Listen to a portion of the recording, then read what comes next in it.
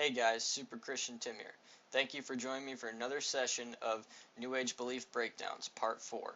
In today's video, we're discussing the topic of vibes and exposing it for what it is. Vibes is a terminology being used in the New Age movement. In the New Age, they believe in the idea of vibrational frequencies, which in essence is true. Everything in the universe does vibrate at a frequency. Everything in the universe has its own vibration, its own frequency. When you take steps, you're making frequencies and vibrations.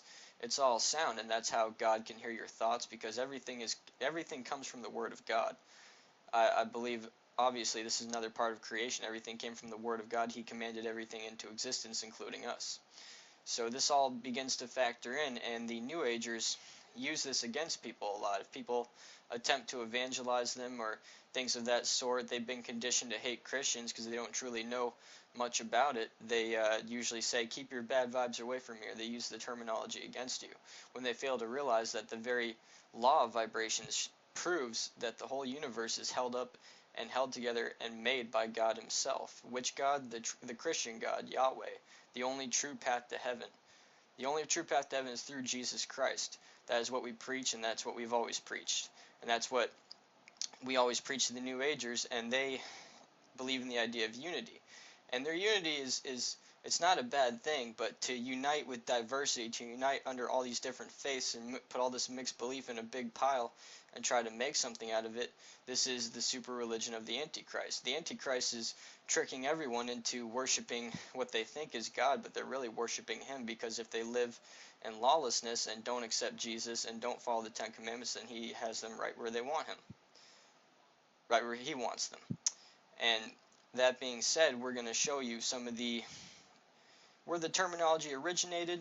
We will be exposing a doctor named Leonard Horowitz, a Messianic Jew that is using something called the 528 frequency, and we will show you is nothing more than a demonic summoning frequency, and it does not do healings, and it is not the way everyone's been worshiping. Because through his seminars, he goes on to try and prove that no matter what God you worship, as long as you're praying to the Creator, you have this frequency. And through research, you can find out it's a complete falsehood. He is a fraud, and we are going to expose him in this video as well. So, have a great day, everyone. Enjoy the video, and God bless. Good vibes comes from the 1960s, but the use of the term good vibrations to refer to unspecified positive institutions goes back to at least the end of the 19th century. The earliest reference to good vibrations I could find on Google Books was in 1893 in Frank Earl Ormsbury's The Law and the Prophets, a scientific work on the relationship between physical bodies, vegetable, animal, human, and planetary. Despite the word scientific in the title, Ormsbury sounds more like a late 19th century spiritualist than a real scientist. Do not sit around and wait for some spirit to come and do your work and heal your infirmities. You are embodied for the purpose of expressing your own spirit. See to it that no one robs you of the right. Receive all the good vibrations that spirits can give you, but do something for yourself if you expect results. I also wouldn't underestimate the role that the Beach Boys song Good Vibrations might have played in the popularizing the idea of good vibes. The earliest valid reference to good vibes I could find on Google Books was in 1966, the same year that the Beach Boys released Good Vibrations. Brian Wilson's account of the inspiration for the title Good Vibrations also tends to support the idea that good vibes has less to do with science or quantum mechanics than with New Age metaphysics, according to Wilson. So right here we see the origin, and this will be linked in the description so you can go read more about it if you feel like it. But we're going to move on to Dr. Leonard Horowitz and his heresy. Yeah, he's preaching heresy. In this video, he goes on a seminar to speak about the 528 frequency, and he even shows everyone in the room the Star of David, the Jewish star, and many of us already know it is the Seal of Solomon, and it is a demon conjuring mechanism. And now the 528 frequency, let's go ahead and dive right into that. This is the fun part.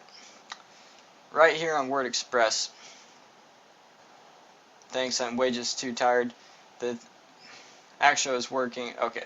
The 369 solfeggio tones that Horowitz shows in his book on the 9-point star is indeed a most powerful story.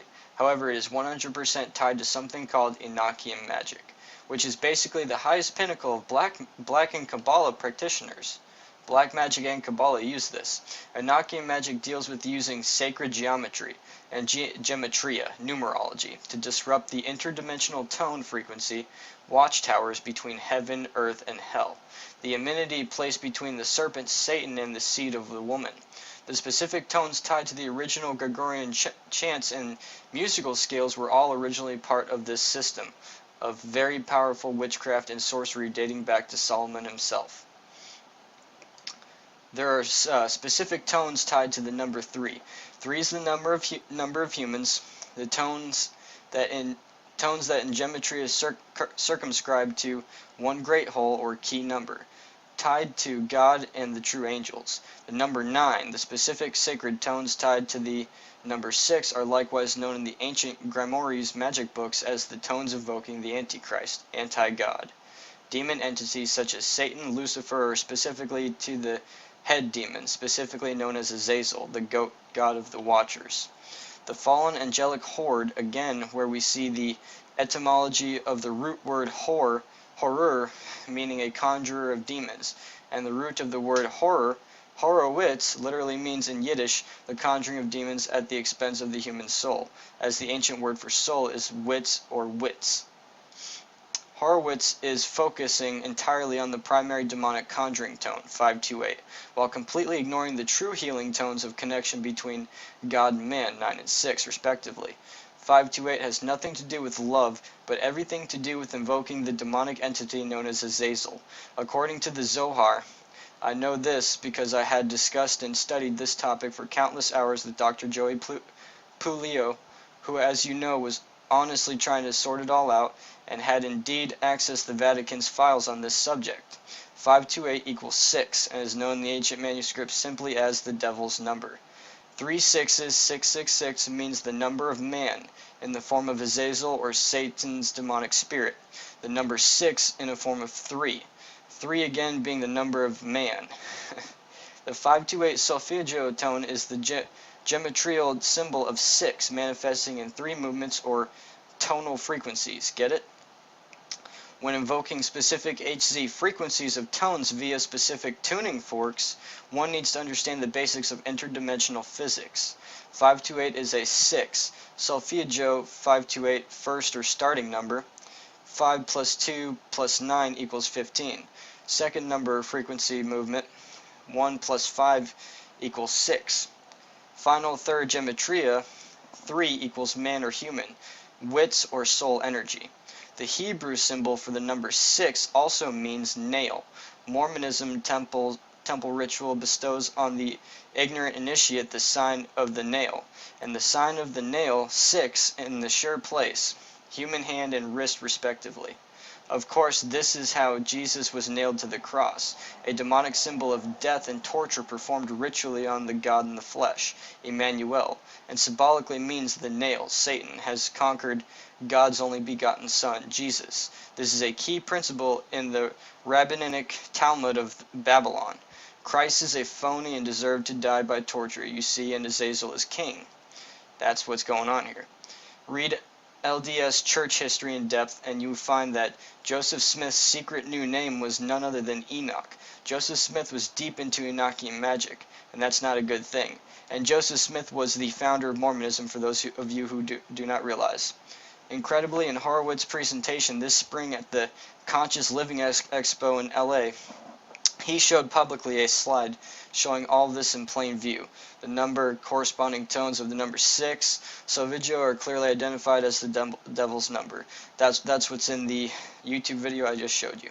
This is nothing new. Actually, demonic high priestesses have been using this tone for centuries to invoke Azazel, the demon goat god, and key to shapeshifting and skinwalking in shamanism worldwide. It is part of the eyes wide shut ritual, and eventually ends with a scapegoat, human child being sacrificed. Of course, the New Age cults want everyone to believe it is part of a harmless and wonderful meditation in DNA repair. No, it destroys DNA and opens the human being up to shapeshifting by the Watchers. It is dangerous soul poison in reality. See, for example, the video in The Language of Light, The Language of Peace by Shekinah Rose, Angelic Messenger of Mother Goddess Shekinah, and Channel of the Blue Ray, who sings in the 528 HC Love Salvagio. Transformation and Miracles, DNA Repair. Shekinah is in the Kabbalah and Talmud and is a title given to any woman who can successfully invoke Azazel and his legions. There's a Wikipedia link right here. Notice Shekinah invokes a giant winged bird, yet another description of the Watchers and the demon Azazel, seen once again Wikipedia. Be careful listening to this Mother Goddess. She can instantly put you into an altered state. I will not be clicking that. People are being misled by these New Age rhymes with sewage, Satanists. All I can say is to look at the very word Illuminati. It means literally the illuminated ones. Illuminated by what? Simply the light of Lucifer, the son of the morning, he who brings first light to the earth. This is the biggest secret. This is why Mormon temples and Masonic temples all have their altars in the east of their initiates, for it is Lucifer who they are worshipping. He is the nail, the god of the east, worshipped in Mormonism as well as Orthodox Judaism and their Jesuit title order. Lucifer, the son of the morning, according to Isaiah. There you have it. Stunning, isn't it, guys? And now let's go to the next bone-chilling article. This is going to name a couple of the parts that we just studied. This is a very complex and multi-faced topic. It involves exposing something called the Kabbalah, which we just read about, as well as Enochian magic. We just read about that. Darkest sorcery performed on planet Earth. It involves exposing demonology and interdimensional conjuring. We already got past this. You see, in order for the sons and daughters of Cain, or Cain as they are sometimes known, either female mother goddess or male sorcerer, to punch a hole in this Earth's electromagnetic plane, aka the veil, the watchtowers, etc., between the children of Eve and Satan, certain protocols of quantum physics must be followed. The Black Cube has instructed the literal children of Satan the world over how the conjuring, controlling of powerful demonic entities. They falsely believe they can actually control these entities. They can be accomplished. That by utilizing certain geometrical lines combined with a very specific harmonic frequencies of sound, the protective watchtowers can be temporarily disabled, allowing very real and very powerful demonic fallen angels to communicate with the sorcerer or the mother goddess witch. Stanley Kubrick's final Hollywood movie, Eyes Wide Shut, reveals this hidden truth in the movie. Tom Cruise's character meets an old friend, a musician, who tells him of a special gig where he is played very well, simply to repeatedly play a series of special harmonic chords during a deeply occult ritual. He does this while blindfolded the entire time. This is the central theme of the entire movie, and a very real secret that possibly cost Kubrick, a Hollywood insider if there ever was one, his very life. Keep in mind that this ritual is not of modern origin. It has been practiced by the Edomite Satanists since the days of Babylon. It is a multi-generational practice and involves human sacrifice and satanic sacrament. The consumption of the sacrifice victims' literal blood and flesh. The British General Lord Cornwallis was an initiate who fully understood this dark and unholy secret, likely to save face following his surrender to Washington. Cornwallis, in the last-ditch effort to salvage his ego, divulged the hidden agenda of the Edomite bloodlines by declaring to Washington and his adherents, "A holy war will now begin on America, and when it is ended, America will be supposedly the citadel of freedom, but her millions will unknowingly be loyal subjects to the crown." Cornwallis went on to explain to his shocked audience that would seem initially to be a self-contradiction. Your churches will be used to teach the Jews' religion, and in less than 200 years the whole nation will be working for the divine world government. That government that they believe to be divine will be the British Empire. All religions will be permeated with Judaism without even being noticed by the masses, and they will all be under the invisible, all-seeing eye of the grand architect of Freemasonry. So, sorry about that. Lord Cornwallis' declaration to Washington and his staff as a Royal English occult insider was witnessed and recorded by a man named Jonathan Williams, who published a book exposing this event in the year 1781 titled Legions of Satan. It is clear to this writer that Cornwallis' predictions have all happened. Cornwallis, as a participant in the Illuminati rituals, knew well that his military defeat was only the beginning of the fulfillment of a global satanic prophecy that would be universal, and that unrest would continue until mind control could be accomplished via Satan's Edomite religion. Again, what Cornwallis predicted has come to pass. A brief study of American religious history reveals that the Luciferian Edomite benign British scourge of the Masonry was systematically infused into every church in America with their veiled phallic religion. Darby and the Plymouth Brethren brought a Jewish brand of Christianity to America. 33rd degree Masons Rutherford and Russell started Jehovah's Witnesses, corrupt versions of Judaism which is now worldwide with their message of the divine kingdom, replacing the simple, pure gospel of Christ. 33rd degree Mason Joseph Smith started Mormon Judaism with its Edomite Jewish teaching of millennialism. We see Mormon apostle Orson Hyde establishing Zionism by means of a highly occultic dedicatory prayer circle. Melchizedek priesthood, power and authority to have the Babylonian seed of Cain control the entire Middle East by means of their satanic conjuring. Moreover, at the turn of the 20th century, the Schofield Bible with a Babylonian Jewish interpretation of the prophecies made its appearance. Following the wide use of this helpful aid, the vast majority of the American Christian churches have silently become synagogues. And this sounds like what we've all been reading about very recently.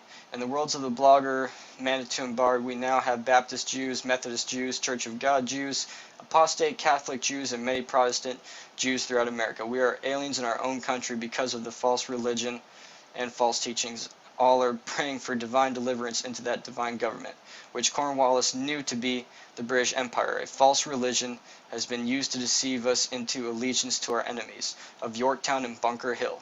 No, not a gun has been fired, but the invisible and malignant process of conquering America with Jews' religion has gone on unabated. The Union Jack has been planted in our hearts with religious deception. All has happened legally, constitutionally, freely, and completely within our most sacred trusted churches. So there you have it, everyone.